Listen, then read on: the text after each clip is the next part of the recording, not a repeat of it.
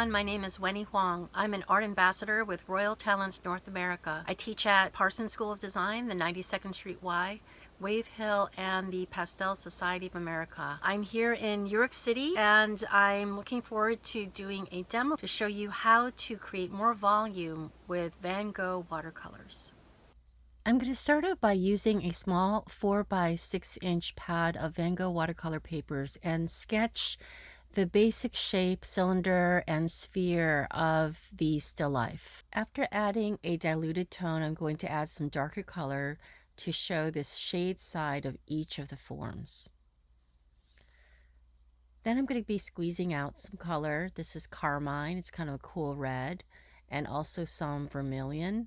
I'm also going to be using some raw sienna, some yellow, some cobalt blue, ultramarine blue, and a turquoise green in my palette.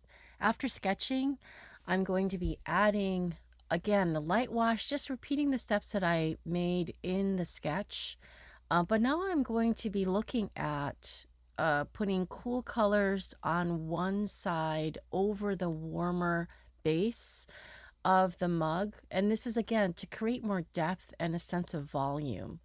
When I paint the hydrangea, I'm going to be also following the same steps, adding the diluted color and then darker color for shade.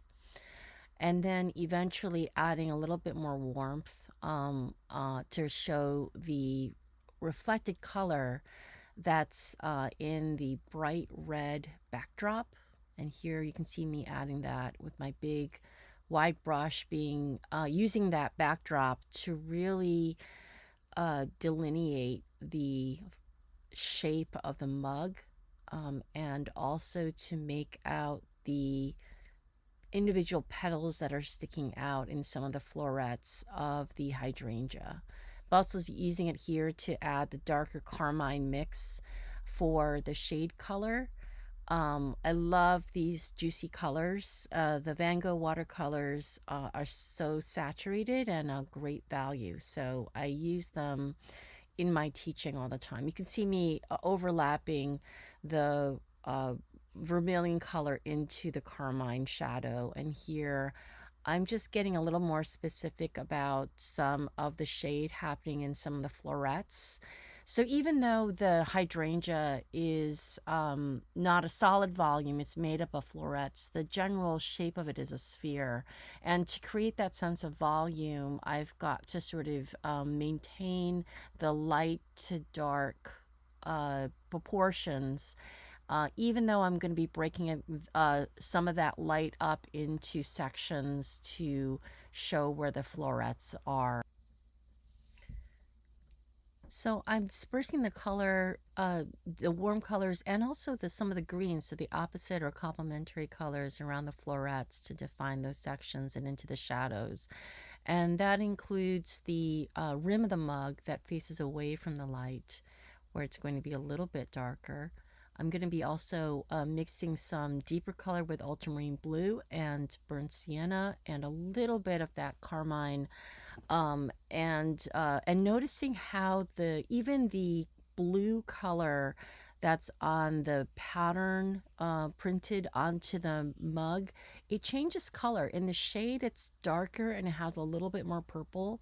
And in the light side, on the light side of the mug, it's a little paler, it's more cobalt blue. As we get to the edges, also there's some reflected light from that red fabric.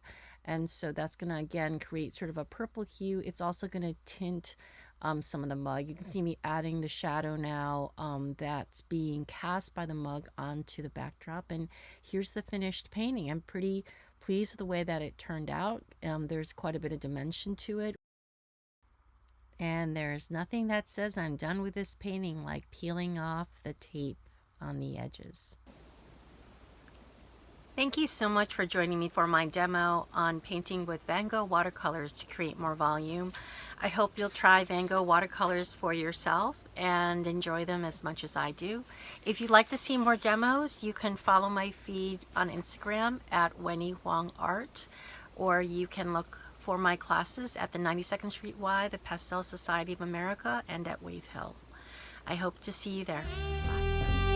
Bye.